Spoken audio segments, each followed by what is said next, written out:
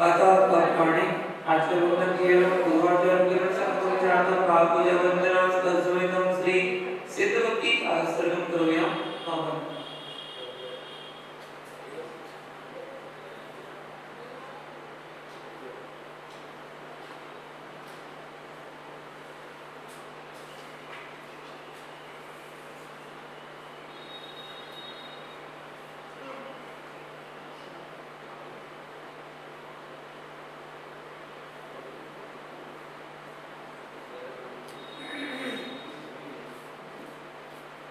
सम्मतरण संधि सोमदोदरणं अग्निकोपापहं कटुवरं तिसिद्धारं तव सिद्धेन सिद्धे सर्वं सिद्धिचरसेतेय नारायणकृष्णमया सिद्धिचरणमस्सामि इच्छानुदेश प्रत्येकाशुभवचसानुच सम्मरण सम्मनस्य सम्मचाचिता अद्भुतमुक्का अद्भुतसम्पन्ना उद्योगं नेत्यान तैत्यान तौसिता नेसिता सीसिता त्रिसिता अतीतनवर्तनं अलकसिता ससिता चिकालं अच्छी पूजी वंदनामि गमको इनाओ सुवेगनं समायिनं जिन्म सपत्यो मज्जम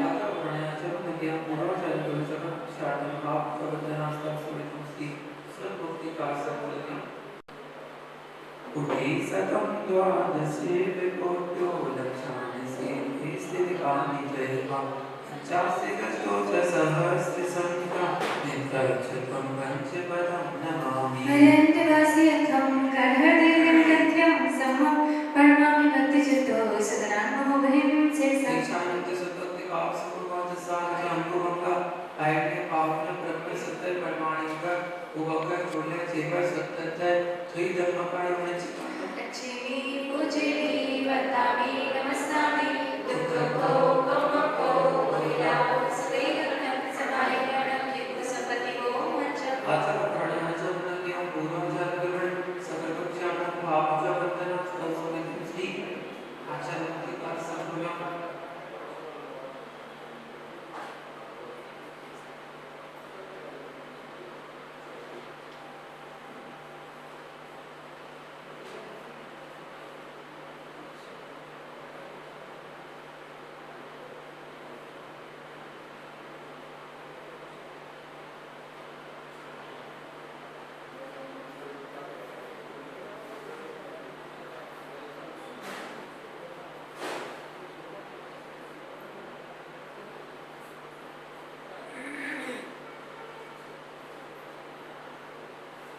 सुतृपादिभ्यां सुतृप्तं दिव्यां सुतृतकुलदेभ्यो नमो गुरुभ्यो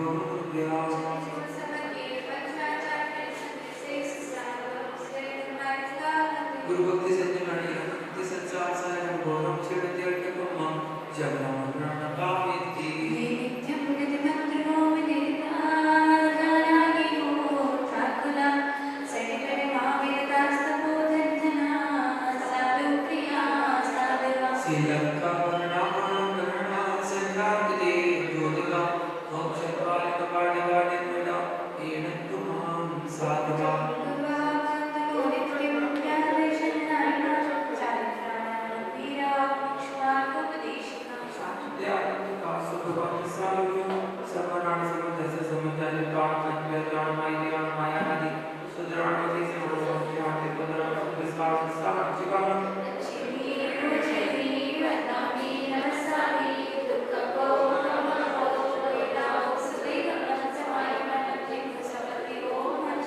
भगवन्ते काल वचना विषया गुरुना लोककरं तिलगुणस्थापितं प्रशंसा स्वामिन्नमोऽस्तु शिरसा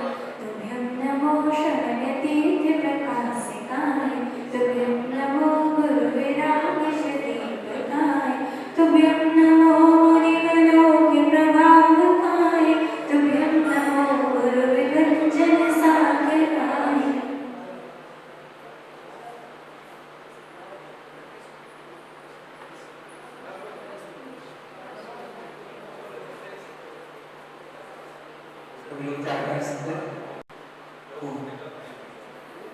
गुरु वंदना करते हैं सभी लोग मिलकर। गुरुदेव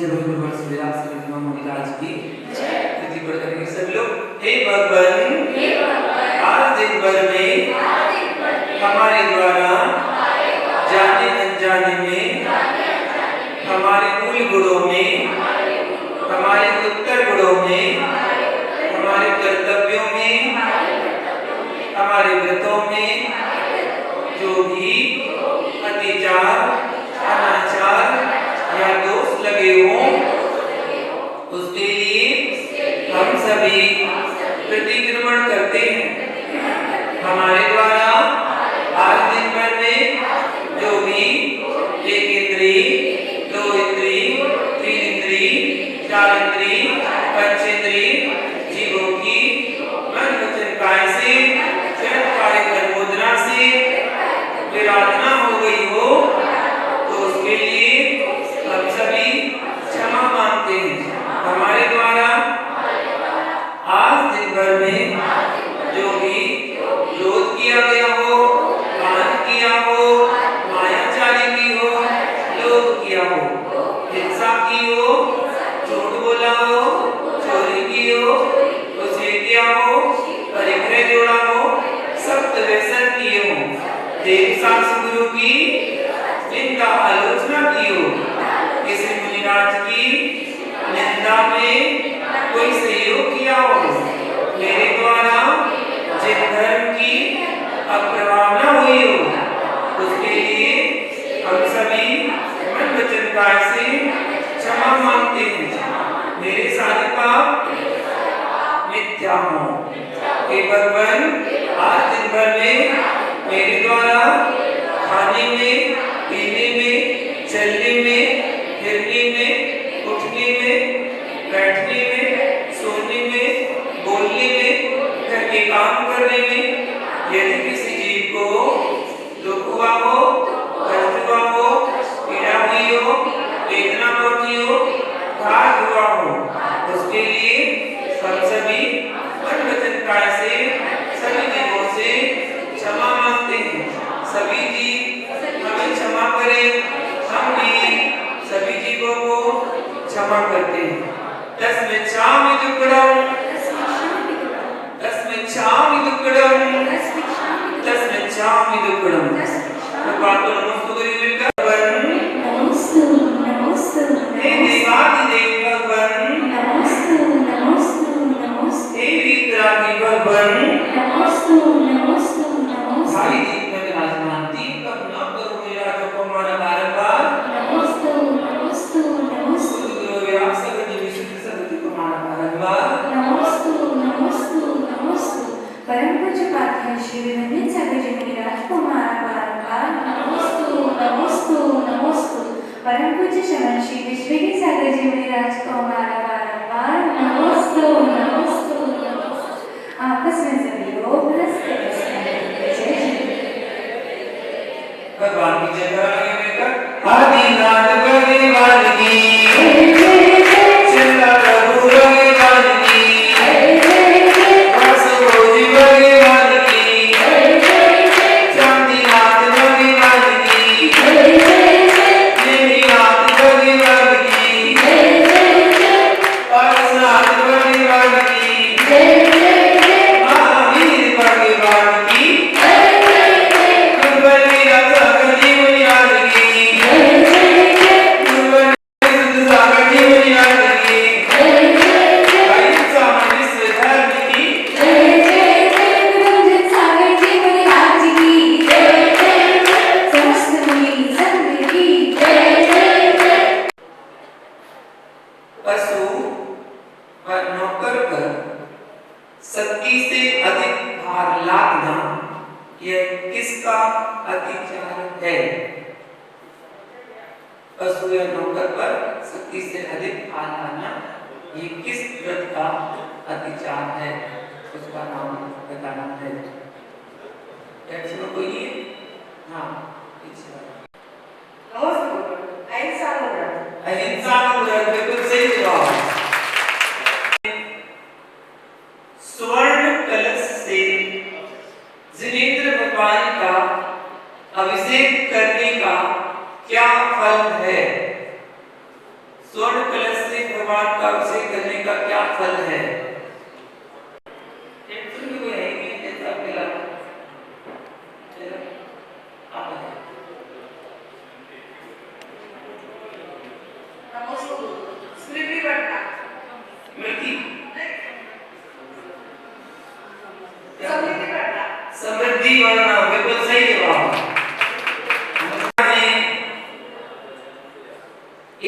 काल में अधिक से अधिक कितने तीर्थंकर हो सकते हैं? एक काल में अधिक से अधिक कितने तीर्थंकर हो सकते हैं? 24। बस कितने होते हैं? ज्यादा नहीं होते? नहीं, गलत समझ। छोटी कुछ बता रही है, बता बेटा छोटी। 108। 108 किससे पूछा? पापा से? गलत बताया पापा ने, याद नहीं होगा क्या? गलत जवाब। 170 तीर्थंकर हो सकते हैं, बिल्कुल सही जवाब। कहां होते हैं? अगर होंगी तो वो 170 तीर्थंकर कहां हो सकते हैं, उसकी व्याख्या बताइए। 170 तीर्थंकर कहां होते हैं? हाँ 32 इंटू 5 160, 5 भरत, 5 ऐरावत।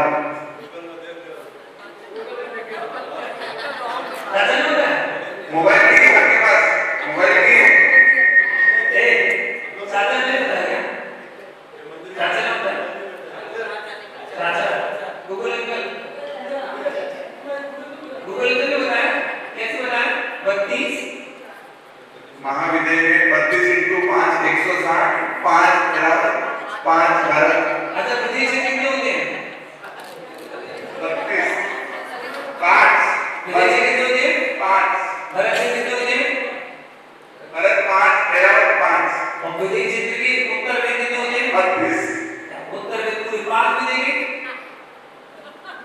ये तो एक भी देंगे 32 हो गए, 5 भी देंगे 160 160 हर भी देंगे एक तीर्थंकर, 160 के 160 तीर्थंकर और 5 भरत की और 5 ऐरावत, टोटल 170। बिल्कुल सही जवाब।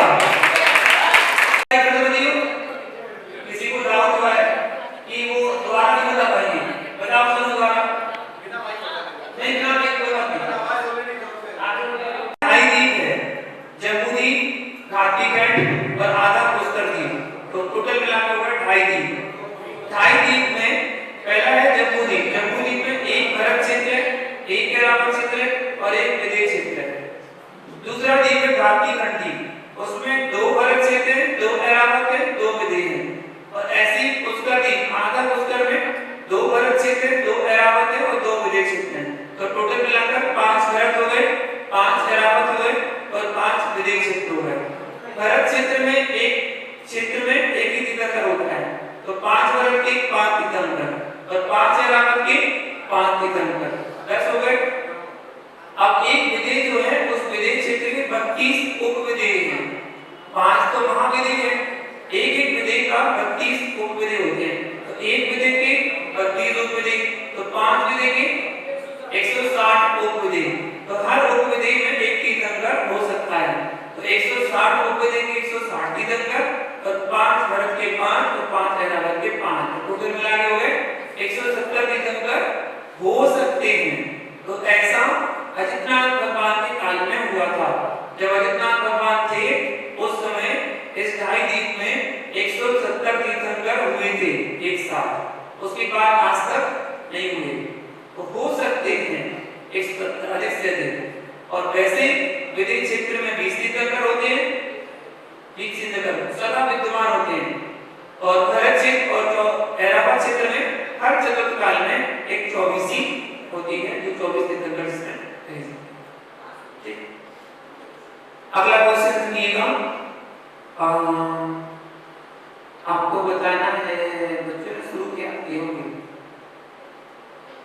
चलिए बताइए।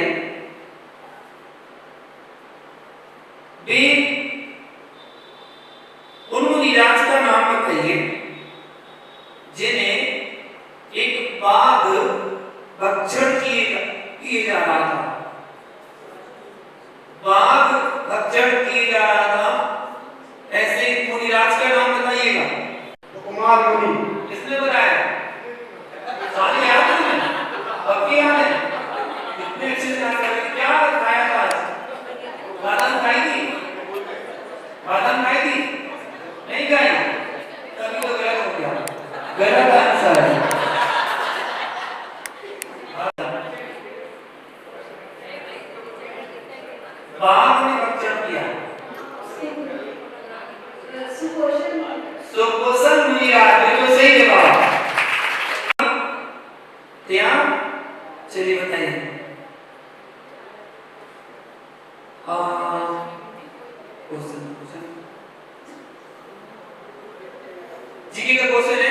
सुनिएगा,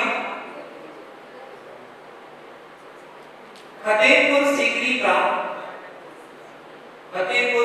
का बुलंद दरवाजा कितने फुट ऊंचा है?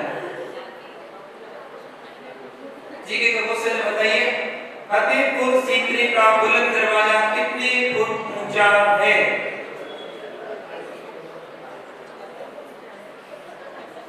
चंचल बाबू बताओगे?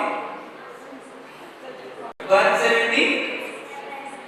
तब खटिया पे चढ़ के नापा था, जमीन में गड्ढा खोद के नापा था या खटिया पे चढ़ के नापा था? थोड़ा सा गड़बड़ हो गया है। और कुछ नहीं? और कुछ? 54 मीटर। 154 मीटर। बिल्कुल गलत जवाब, गलत जवाब।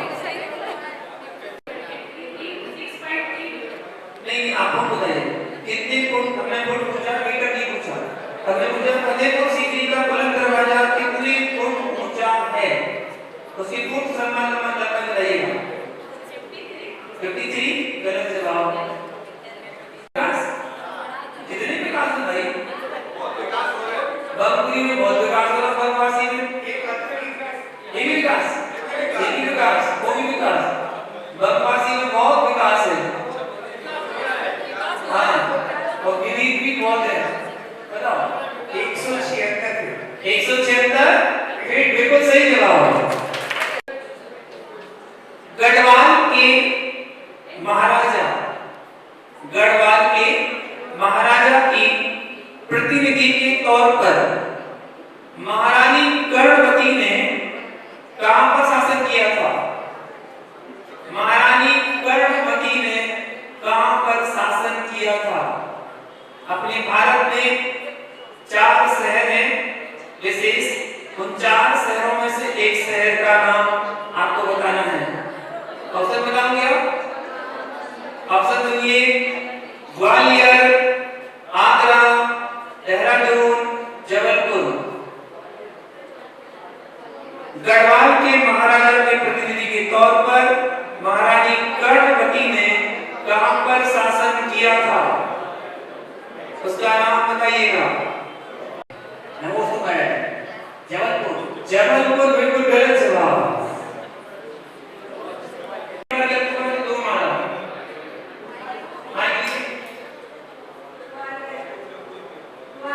ग्वालियर बिल्कुल गलत जवाब। आगरा और देहरादून, 2 में से एक सही, एक गलत। अभिषेक आपके पास 2 ऑप्शन बस, सही जवाब दिया तो तालियां और गिफ्ट, और गलत जवाब दिया तो 5 माला और हो चुका।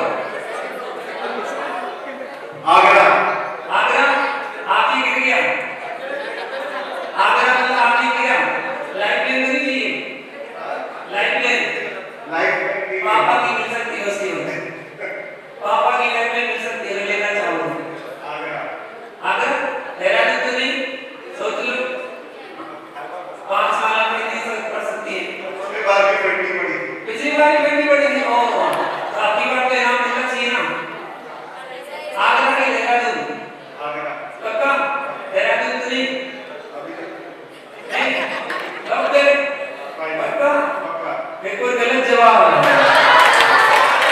हाँ, अगला क्वेश्चन सुनिएगा। जीके का क्वेश्चन है, आपको बताना है महात्मा गांधी किस भाषा में पत्र लिखते थे?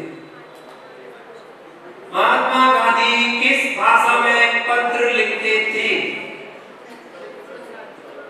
अगर आप कहें तो 4 ऑप्शन दे दे, बहुत अच्छी बात है।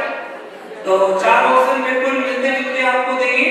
आपको बताना है हिंदी, गुजराती, रुक तो जाओ, अंग्रेजी, मारवाड़ी। 4 में से एक सही है और 3 गलत। पहला गलत वाले पेटी अनिवार्य है। वो छोटी बता रही है। बिल्कुल गलत जवाब। पेटी अनिवार्य है। हाँ, बता रही है।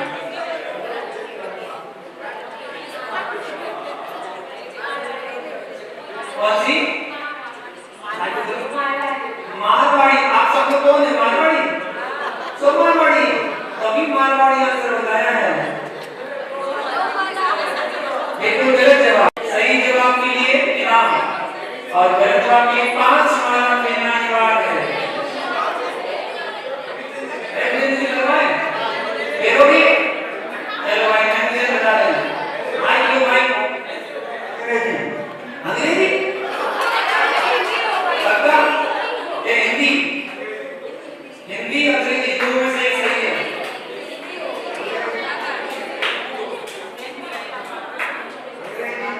अंग्रेजी माइक में आवाज नहीं आ रही तुम्हारी। सबकी तुम्हारी तुम्हारी आवाज नहीं आ रही। फिर से बोलो। अंग्रेजी। अंग्रेजी बोलना नहीं आ रहा क्या? इंग्लिश? ये बोला ना इंग्लिश, हिंदी तो नहीं। सोच लो पहली बार तो नाम लेने आए हैं। इंग्लिश? बिल्कुल सही जवाब।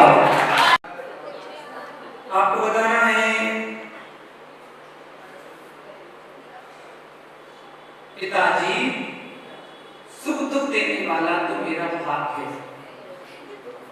ये शब्द किसने कहे थे?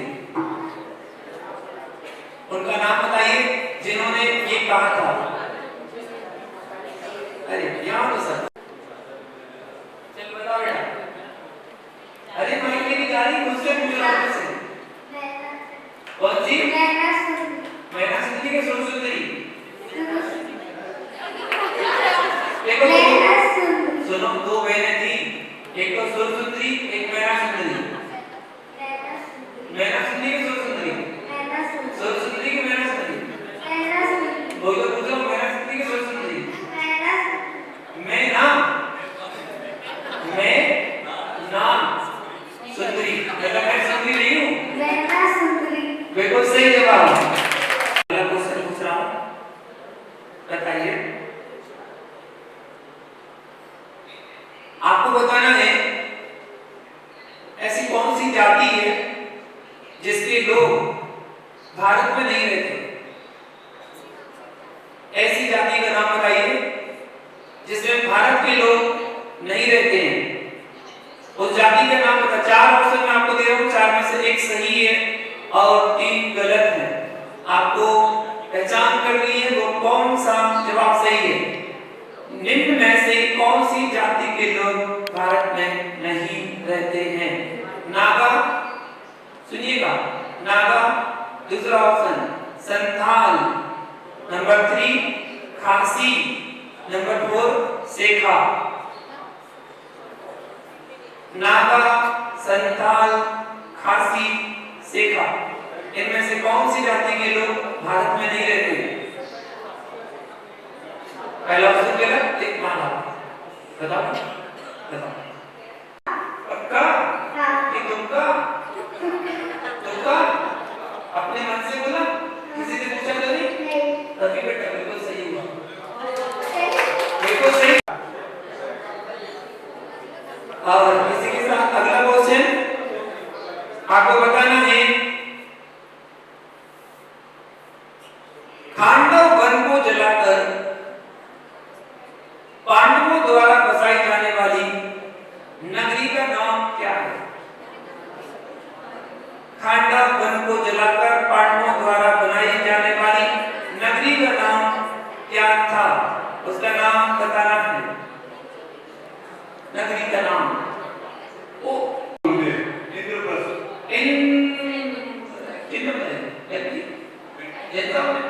आपने पक्का? बिल्कुल सही जवाब। क्वेश्चन दूसरा बताइए। जीके का क्वेश्चन है, अंतिम क्वेश्चन है और सोच समझ के जल्दी सर्च करिएगा। हथौड़ा और हंसिया, हथौड़ा और हंसिया किस देश का राष्ट्रीय चिन्ह है? देश का नाम बताइएगा। किस देश का राष्ट्रीय चिन्ह है?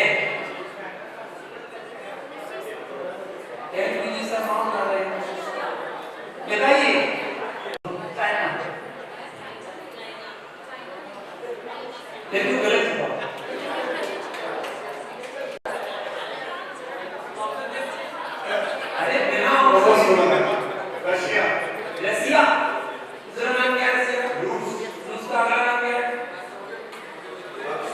Soviet union. हाँ, सारे नाम याद है तो। रूस बिल्कुल सही जवाब। फटाफट निकल। हमने को घुमा के वो बोल नहीं रहा है।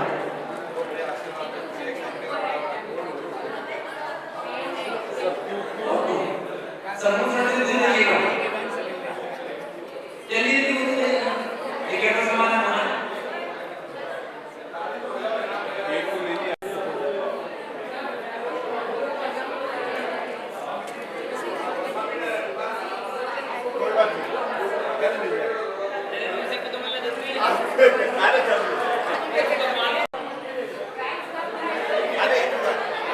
शुरू करते हैं। किसी की जिज्ञासा हो तो जल्दी पूछिएगा। जिज्ञासा कौन पूछेगा? पहले पूछिए।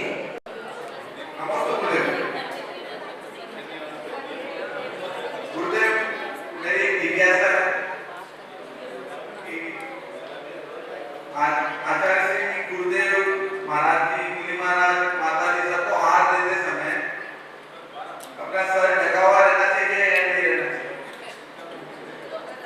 जी, विनय का प्रतीक है।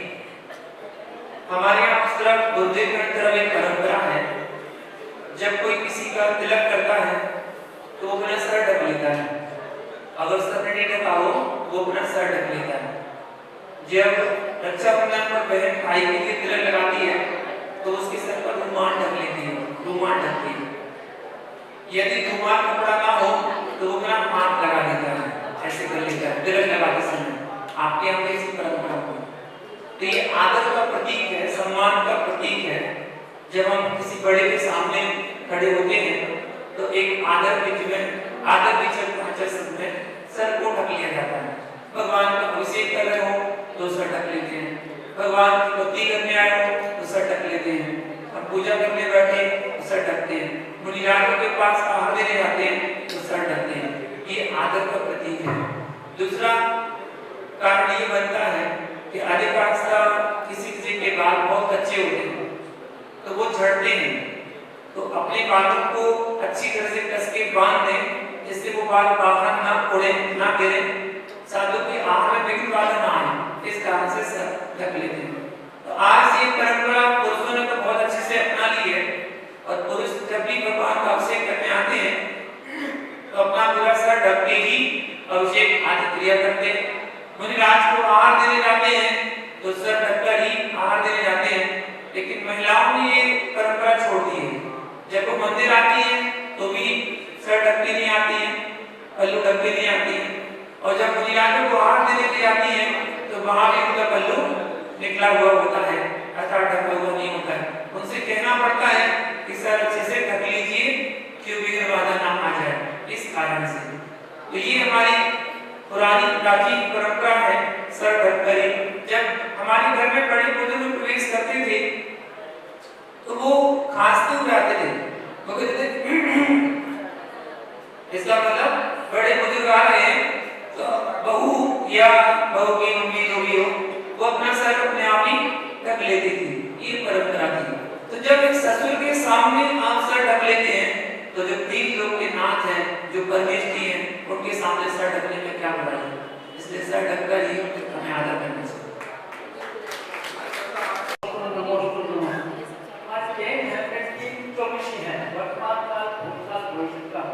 वर्तमान काल की हमको दिखती है भूतकाल जो घटना है तो एक आकार क्या है कि समुद्र में जमीन पे नजर नहीं आती, उसका क्या है, कैसे समाधान? वर्तमान, भूत और भविष्य 3 चौबीसी देखी जाती हैं, जिसको बोला जाता है त्रिकाल चौबीसी। जो भूत में तीर्थंकर हुए वो भूत की चौबीसी, जो वर्तमान में हुए वो वर्तमान की चौबीसी, और जो आगे आने वाली चौबीसी होने वाली है वो भविष्य की चौबीसी। ऐसी त्रिकाल चौबीसी के मंदिर कई जगह पर बनाए गए हैं, जैसे बिजौलिया पारसनाथ में त्रिकाल चौबीसी है, कोटा में दादाबाड़ी में त्रिकाल चौबीसी है, जिसमें त्रिकाल चौबीसी के वर्णन है। और 3 चौबीसी तो छोड़ो, 30 चौबीसी के भी मंदिर बनाए गए हैं। 30 चौबीसी मतलब 5 भरत और 5 ऐरावत, 10 क्षेत्रों की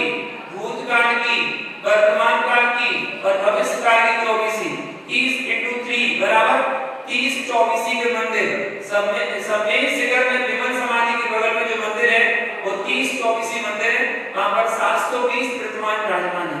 दिल्ली के पास गुड़गांव है, वहां पर गुड़गांव में एक ही मंदिर में, एक ही गोलाई में 720 प्रतिमाएं 30 चौबीसी में रत्नों की मूर्ति विराजमान है। दिल्ली के पास एक बड़ा गांव क्षेत्र है, बड़ा गांव में 30 चौबीसी कमल पर बनाई गई है। और आगे देखें तो अही क्षेत्र में 30 चौबीसी का मंदिर वहां पर बनाया गया है।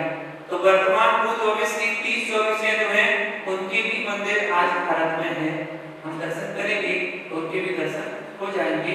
उनकी उस अवस्था को हम आज से ही नमस्कार कर लेंगे। मेरी क्लियर है भारतवर्ष में जब सारी बनी है वहाँ पर ये मंदिर किसी फिर वहाँ पर अपने देश में लोग यार नहीं रहते हैं और बड़े क्लास वाले लोग अपना दुकान बना लेते हैं। आज भारत मूर्तियां निकलती हैं, लेकिन वहाँ पर समाज नहीं होती है। इसका तात्पर्य कि भूत में वहाँ पर पूर्व अवस्था में बहुत अधिक जैन समाज होगी, जहाँ पर मंदिर की बहुलता होगी और किसी कारणवश मुगलों के कारणवश ऐसी स्थिति परिस्थिति आई कि उन मंदिरों को जमीन के अंदर बंद किया गया, अर्थात ढक दिया गया और ऊपर रिहाइश करने लगे, रहने लगे। कहीं कहीं स्कूल बना दिए गए, कहीं और कुछ बना दिए गए, लेकिन जिन्होंने किया था उनकी आयु पूरी हुई और वो मर गए। किसी को बता नहीं पाए, नई पीढ़ी आई, उनको ज्ञात नहीं था और जो चलता था चलता रहा। लेकिन कालांतर में कोई मुनिराज त्यागी व्यक्ति कोई आते हैं, कोई धर्मात्मा की होता है, उसको पुण्य के उदय से स्वप्न के माध्यम से पता चलता है कि यहाँ पर जिन भगवान की प्रतिमाएं हैं, तो जब खुदाई आदि होती है तो मूर्ति आदि निकलती है। तो ये पूर्व में हमारे पूर्वजों के द्वारा जो जमीन के अंदर रखी गई थी या दाबी गई थी वो ही प्रतिमा निकलती है। जमीन में कोई मूर्ति बनती नहीं है कि जमीन में अपने आप ही बन रही हो। हमारे पूर्वजों ने ही तो विराजमान की थी, उसी प्रतिमा को ही आज वर्तमान खुदाई में निकल आती है। तो लोग उसको हल्ला करने लगते हैं और अतिशय क्षेत्र बना लेते हैं। अतिशय हो गया, मूर्ति निकल आई, तो कैसे निकलेगी? तो रखी थी नीचे से निकल आई, खुदाई हुई तो निकल आई, उसमें अतिशय कौन सी बड़ी बात हो गई? आज जगह जगह मूर्तियां विराजमान हो रही है, शास्त्र मूर्ति नाला बनाए जा रहे हैं। तो 1008 मूर्तियां विराजमान की जाती है। लोग कहते हैं क्या जरूरत है इतनी मूर्तियों को विराजमान करने की, क्या होगा इनसे? ये भविष्य में काम आएगी जब आपकी संतान आगे चलकर पीढ़ी दर पीढ़ी होगी, उस समय जब मंदिरों में कमी होगी या मंदिरों का नाश होगा, तो उस समय जब ये मूर्तियां खुदाई में निकलेगी तो आपके आने वाली संतान ही इन्हीं मूर्तियों की पूजा करेगी, अतिशय क्षेत्र बनाकर उनके मंदिर बनाएगी जो आप यहाँ पर आज विराजमान कर रहे हैं। तो जो मूर्तियां विराजमान हो रही है और अच्छी बात है, मूर्तियां विराजमान हो, आगे चलकर वही मूर्तियां हमारे लिए काम आएंगी। तो हमारा धर्म प्राचीन था, इसलिए जैनों की बहुलता के कारण मंदिर भी बहुत होते थे, तो मूर्तियां भी आज जैनों की निकलती हैं। लेकिन जो साधन में भाई हिंदुत्व के कल्प होता है, लेकिन जो साधन में भाई 1 घंटा 1.5 घंटा 2 घंटा प्रतिदिन मंदिर में आते हैं, अपना धर्म ध्यान करते हैं और ये 10 दिन विशेष है। इसलिए मेरा ये रिक्वेस्ट था कि 1 प्रतिमा या 3 प्रतिमा नीचे 10 दिन के लिए विराजमान हो जाए। एक दो दिन, 1 या 3 जो भी एक प्रतिमा विराजमान हो जाएगी 10 दिन के लिए। हाँ, लेकिन ठीक आपकी जिज्ञासा है वो चर्चा करके और वो प्रतिमा विराजमान करने में कोई बुराई नहीं होगी, क्योंकि वेदी के नीचे ही लग जा रहा है और उस पिलर से आपकी अभिनय भी नहीं होगी। अगर उस पहले भी वेदी इसमें बनाई गई है, तो अगर उसमें बनाई जाए तो इसमें कोई बुराई नहीं है। लेकिन जो व्यवस्था आपके यहाँ पहले से चल रही है कि एक प्रतिमा नीचे जाती है, पूजा पाठ होकर वो ऊपर वापस आ जाती है, तो ये आपके यहाँ भी पहले की परंपरा चल रही है। अगर उसमें भी अगर ऐसा करें तो उसमें कोई बुराई नहीं है। एक बार कमेटी वाले चर्चा कर लें कि ऐसा भी कर सकते हैं कि 4 प्रतिमा तो यहाँ विराजमान होनी है ऊपर समूह शरण में। अगर एक प्रतिमा नीचे परमानेंट अगर 10 दिन के लिए विराजमान कर दे तो कोई बुराई वाली बात नहीं है। मतलब जो नीचे बैठकर अपनी पूजा पाठ करना चाहे, क्योंकि यहाँ तो जगह नहीं मिलेगी, यहाँ तो पूरा हाउसफुल है और यहाँ पूरा रामगढ़ में विधान करने वाले बैठ रहे हैं, तो वही बैठ रहे हैं। लेकिन जो केवल एक साथ पूजा करके और अपने काम धंधे के लिए जाना चाहते हैं, व्यापार के लिए जाना चाहते हैं, उनके लिए है तो एक प्रतिमा विराजमान हो जाए परमानेंट, वहां पर अपनी पूजा करके और वो जा सकते हैं, क्योंकि यहाँ पर बैठने की व्यवस्था नहीं हो पा रही है। और दर्शन करने वालों को भी वही गेट के पास एक टेबल लगाई जाएगी, तो वहीं से दर्शन दूर से ही किए जाएंगे, क्योंकि यहाँ पूरे प्रांगण में पुजारी लोग बैठेंगे, विधान करने वाले पात्र लोग बैठेंगे, तो बीच में जाना संभव नहीं है, इसलिए दूर से ही दर्शन किए जाएंगे। वेदी की परिक्रमा जो है, जो लगाना चाहते हैं वो 11 बजे के बाद परिक्रमा लगा सकते हैं। 11 बजे की एक सीमा है, 11 बजे के बाद आप खूब परिक्रमा लगाइएगा, लेकिन विधान के बीच में इतनी जगह नहीं होगी कि कोई परिक्रमा लगा सके, क्योंकि जहाँ सरस्वती की वेदी है वहाँ भी महिलाएं बैठेंगी, और जहाँ पद्मावती की वेदी है यहाँ भी महिलाएं बैठेंगी, और यहाँ भी बैठेंगी, और बगल में बैठेंगी, और पूरे प्रांगण में बैठेंगी। तो पूरी व्यवस्था अभी शाम को बना दी गई थी कि किसको कहाँ बैठना है, ये व्यवस्थित हो चुका है। और सुबह आप आएंगे, आपको सब अभिषेक के बाद तुरंत 5 मिनट में आपको व्यवस्थित सब कुछ हो जाएगा कि किसको कहाँ बैठना है। ये व्यवस्था यहाँ पर है, कमेटी वाले अगर बात करें एक प्रतिमा परमानेंट विराजमान कर सकते हैं। बड़ा मंदिर जो है, बड़ा मंदिर उसमें भी समोश्वर की जो रचना की गई है, इसकी आकृति गोल है, आकृति गोल है। आज से कुछ साल पहले दिशा मंदिर की का जब परिचालन हुआ था, तो वहाँ पर एक समोश्वर की रचना की गई थी, उसकी आकृति भी गोल है, और अभी जो बात आपने समोश्वर की रचना है वो भी गोल है। तो क्या समोश्वर की रचना हमसे गोलाई की होती है और कुछ आकृति? और तीर्थंकर में जब केवल ज्ञान की प्राप्ति होती है, उनका जो समोषण लगता है, दिव्यध्वनि करती है, उसकी रचना गोलाई में ही होती है, ऐसा आगम का उल्लेख है, भगवान की वाणी में निकला है। और जैन आगम ग्रंथों में उनका यही वर्णन है कि उसकी गोलाई कैसी है, कितनी ऊंचाई कैसी है, उसकी कटनी कितनी है, सब कुछ वर्णन शास्त्र में दिया हुआ है। इस कारण से गोलाई में ही समोषण की रचना की जाती है।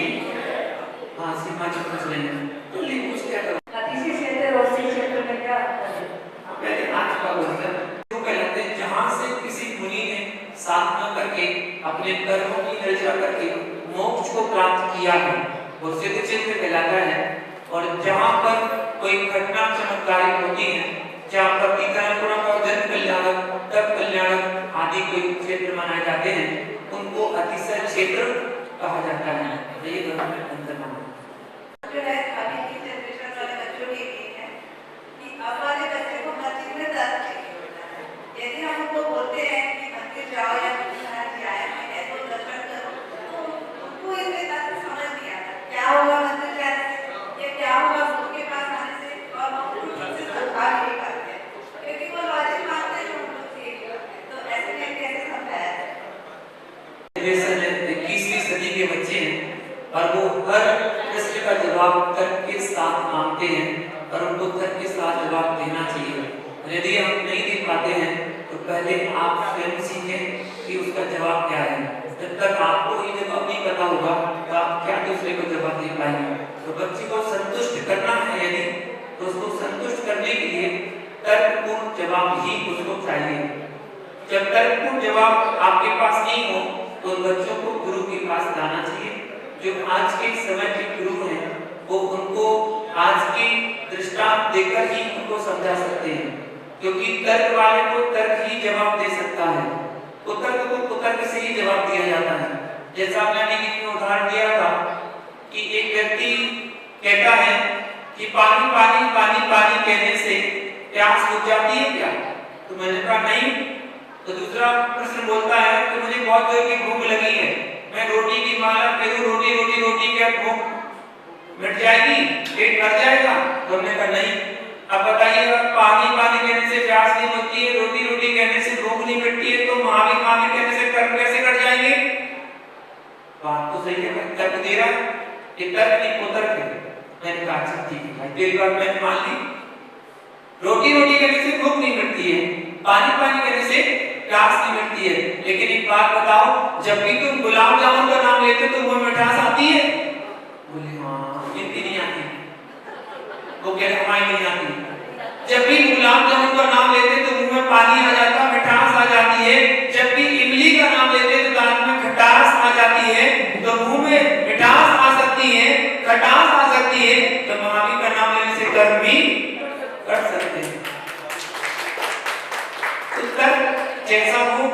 जवाब दिया जाता है। तो आज के समय में जो बच्चे तर्क करते हैं कि मंदिर क्यों जाएं, किस लिए जाएं, क्या होता है मंदिर जाने से, और हम मंदिर में भगवान के सामने कैसे हाथ जोड़े। अभी मैं देख रहा था कुछ बच्चे जो दर्शन करने आए तो उन्हें शर्म सी लग रही थी भगवान के सामने हाथ जोड़ने में, मतलब वो हाथ भी जोड़ रहे थे तो ऐसे जोड़ रहे थे। तो मुझे लगा कि उन्हें शर्म आ रही है। जैन कुल में शर्म लेने से शर्म आ रही है, जन्म लेने से बड़े फक्र के साथ कहते हो आप 10 लोगों के सामने जब होते हो ना, आप जैन हैं, अपने आप में गर्व महसूस करते हो कि हम जैन हैं। सबसे उत्कृष्ट कुल जब जैन कुल है तो अपने धर्म के बारे में भी जानना चाहिए, अगर जिज्ञासा है तो उसका समाधान भी लेना चाहिए। आजकल हमारी बहनें आती हैं दर्शन करने, भगवान के सामने ऐसे खड़ी हो जाएंगी जैसे मुक्का मारेगी भगवान को, ऐसे हाथ को ऐसे बांध लेगी जैसे वो लड़ाई कुश्ती में होता है ना, मुक्का मारते हैं, ऐसे हाथ जोड़ लेंगे। भगवान के सामने हाथ ऐसे जोड़ा जाता है, अपने हाथ को श्रद्धा का श्रीफल बना के और भगवान के सामने दर्शन हृदय के पास उनको ले जाके और दर्शन किया जाता है। ये कर्म है। जब तक आपको ज्ञान ही नहीं हुआ तब तक आप करेंगे क्या? आप जो देखते हैं आप उसी को सही मानने लगते हैं। अब जीसस की संगति करोगे, ईसा मसीह के जाओगे, चर्च में जाओगे तो यही करोगे बस, और क्या करोगे? चर्च में जाके यही तो प्रार्थना होती है, दाढ़ी के नीचे रख लेते हैं और बस ऐसी प्रार्थना कर लेते हैं, यही करोगे तो क्या करें? जैसी संगति करोगे तो वह सफल होगा।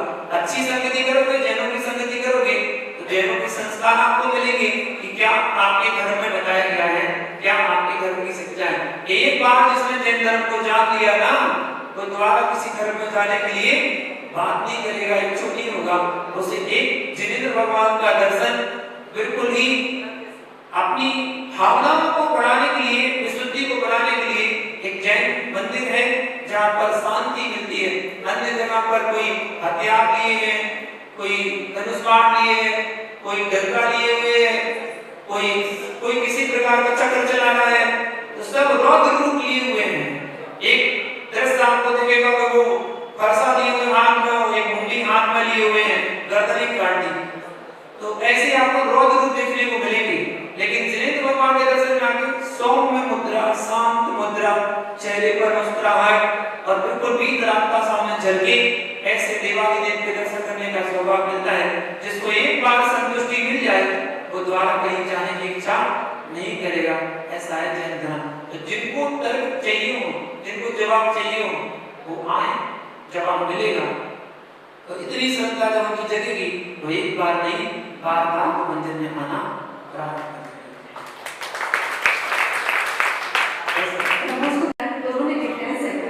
कोई अंतर नहीं। पर्यूषण पर और 10 लक्षण धर्म बस कहने की तरीके अलग-अलग हैं। कोई 10 लक्षण पर्यूषण पर जो साधना कहते हैं उसको पर्यूषण पर्व कहते हैं। तो दोनों में कोई समानता है, कोई अंतर नहीं है। बस कोई कहते हैं कि श्वेतांबर आत्मा में पर्यूषण पर्व कहा जाता है और दिगंबर आत्मा में 10 लक्षण पर्व कहा जाता है। हम कहते हैं 10 लक्षण पर्व या पर्यूषण पर्व है तो जैनों का पर्व मिलकर मनाना चाहिए।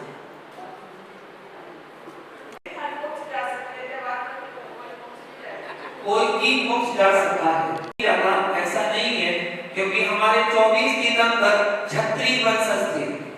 24 के 24 तीर्थंकर, उसमें एक भी कोई ब्राह्मण नहीं था, एक भी कोई ऐसा नहीं था उसके नाम में जैन लिखा। आदिनाथ जैन थे क्या?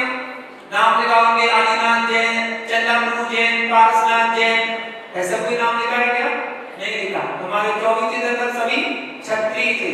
गौतम स्वामी गणधर कौन थे? ब्राह्मण थे। तो कोई भी मोक्ष जा सकता है, लेकिन शर्त एक ही है, सभी प्रकार के परिग्रह का त्याग करना। 24 प्रकार के परिग्रह का त्याग करके 10 बहिरंग 14 अंतरंग परिग्रह का त्याग करके दिगंबर मूर्ति अर्थात दिगंबर मुद्रा, वीतराग मुद्रा को धारण करके राग देश को समाप्त करके कसाय से रहित होकर वह जीव मोक्ष को प्राप्त कर सकता है। युधिष्ठिर, भीम, अर्जुन, हनुमान, राम, श्रीपाद ये सब मोक्ष गए, लेकिन मुनि बनने के बाद मोक्ष गए। तो मुनि जो बन सकता हो, जिसके अंदर सामर्थ्य हो, जिसके अंदर शक्ति हो, वही मुनि बन सकता है, हर कोई मुनि नहीं बन सकता।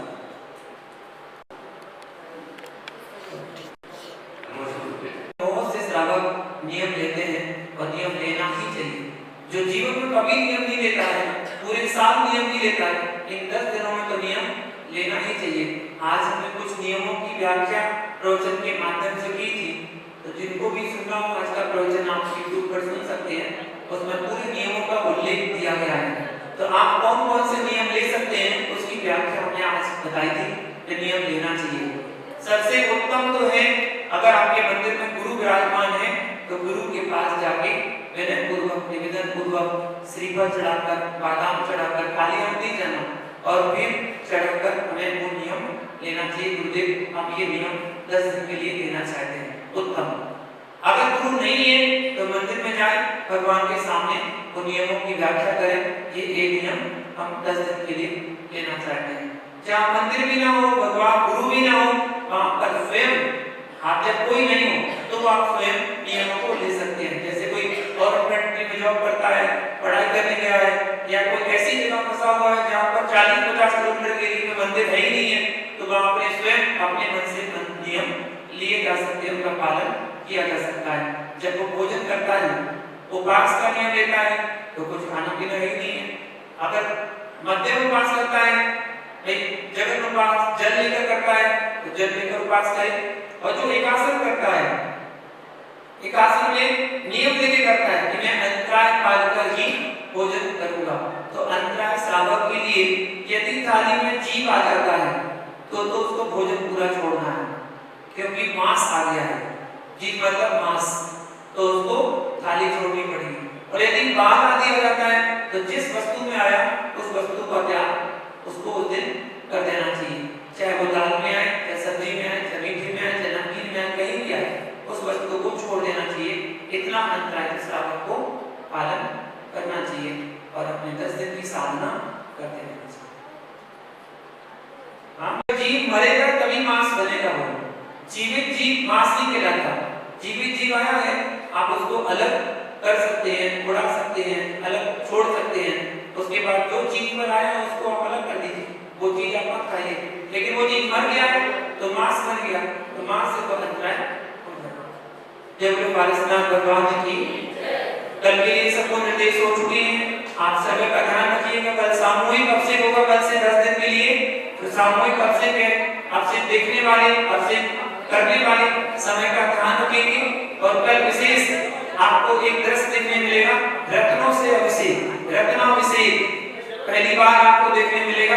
जिनेंद्र भगवान के ऊपर रत्न दृष्टि, रत्नाभिषेक कैसे होगी वो आपको कल देखने को मिलेगी।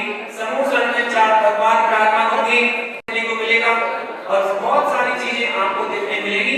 आप जरूर उसको देखें समय पर आकर। और कल की पहली प्रतियोगिता जो है वो ठीक 6:30 बजे प्रारंभ होगी, तो उसका समय ध्यान रखिए। अब गुरु भक्ति नहीं होनी है, प्रतियोगिता होनी है, तो कल की प्रतियोगिता शाम सीढ़ी प्रतियोगिता है जो आपको ठीक 6:30 बजे कल प्रारंभ यहाँ पर नीचे वाले हॉल में देखने को मिलेगी। तो विधान में बैठिएगा और जो जो जितना पुण्य कमा सकता है 10 दिनों में भरपूर पुण्य कमाइएगा और अपने आत्मा को वृद्धि करिएगा। कल के लिए नियम, कल की जो प्रतियोगिता होगी उस प्रतियोगिता के लिए देखिए आपके नीचे जहाँ पर स्टेज बनाई गई है वहाँ पर एक कलश रखा जाएगा ठीक 6 बजे। तो 6 बजे से 6:30 के बीच में जो भी उपस्थित हो जाएगा उस कलश में अपने नाम की पर्ची डालना है आपको, बस केवल पर्ची डालना है। आप अगर खेलने की इच्छुक हैं तो खेलने के लिए आपको वो जो पुस्तक दी गई थी वो पुस्तक आपको याद होना जरूरी है। अगर याद होगी तभी पर्ची डालिएगा, वरना पर्ची मत डालिएगा। खेलने के लिए केवल 20 लोगों को खिलाया जाएगा, तो लकी ड्रॉ से चयन होगा उसी समय कि कौन से प्रतियोगी उनकी टीम बनाई जाएगी और वो खेलेगी।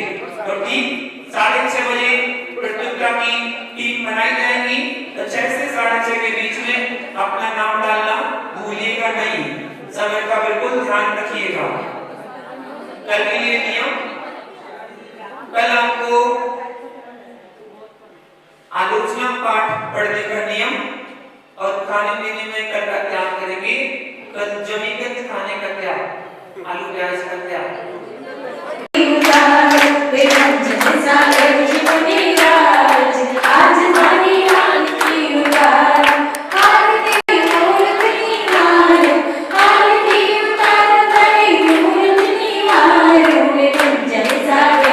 Jai